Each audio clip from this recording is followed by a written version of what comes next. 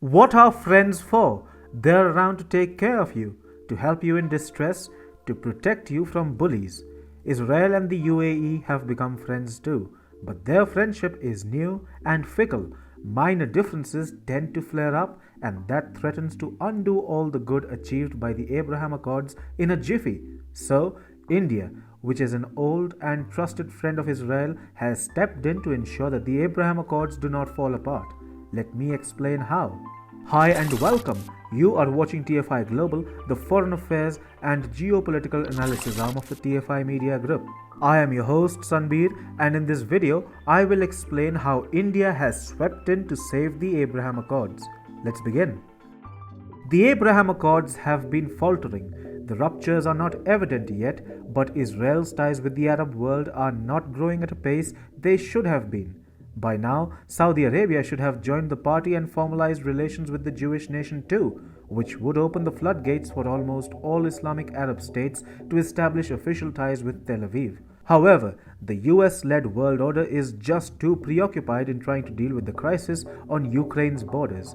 Russia continues to remain the United States' and NATO's primary foe, despite the fact that China has long replaced Moscow and occupied that seat. Washington should have been focusing on countering China's growing influence in the Gulf by pushing for formalization of ties between Israel and more Arab states. Instead, differences seem to be growing between Israel and UAE. Now, here's the deal: the stability of the Abraham Accords rests solely on the shoulders of the United Arab Emirates. It is the most influential Arab state to have normalized ties with Israel. It was also the first ones to sign the Abraham Accords. Yet, in recent weeks, some differences have come to light between Abu Dhabi and Tel Aviv that, if not resolved, can spiral into both countries breaking ties with each other.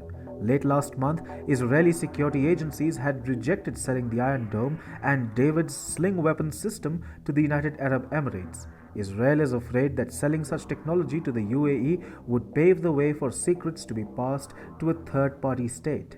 The UAE has come under some intense attacks by Yemen based and Iran supported Houthis in recent weeks, with the terrorists attacking civilian areas of UAE using projectiles. It is for this reason that UAE wanted to buy the Israeli Iron Dome air defense system.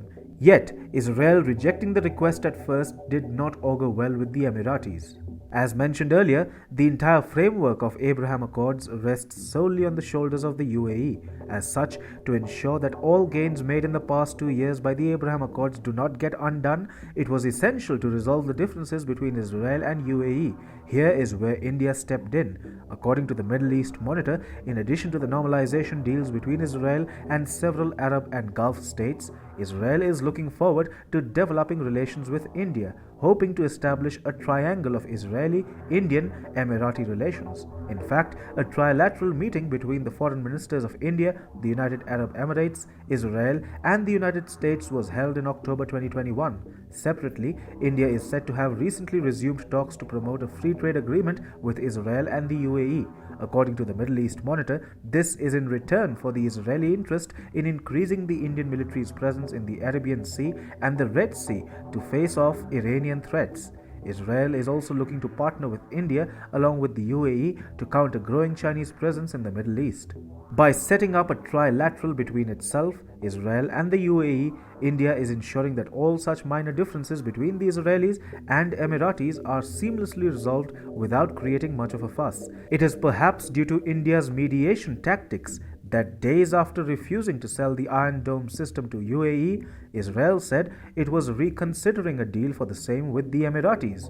India has a special interest in keeping the Abraham Accords alive and kicking. You see, Arab states recognizing Israel and establishing multi-dimensional ties with Tel Aviv augurs well for India's overall strategy of antagonizing Pakistan and Turkey against the Arab world. Pakistan and Turkey are both annoyed with the Islamic Arab world for recognizing Israel, and if the accords were to fall apart, these two rabid countries would start a process of rapprochement in the Gulf. Yet, New Delhi's interests are best served if Islamabad and Ankara remain isolated and develop animosity-ridden ties with the Arab countries.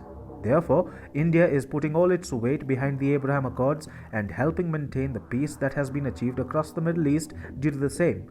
The US is too distracted with Russia and Ukraine to notice the fault lines emerging between Israel and the UAE, and so India has taken upon itself the task of ensuring that the hard gained peace and normalcy between Arab states and Israel is not reduced to ashes. Meanwhile, India's proactiveness will actually make it a major player in the Middle East soon, and New Delhi will emerge as a severe challenger to Beijing's designs in the Gulf.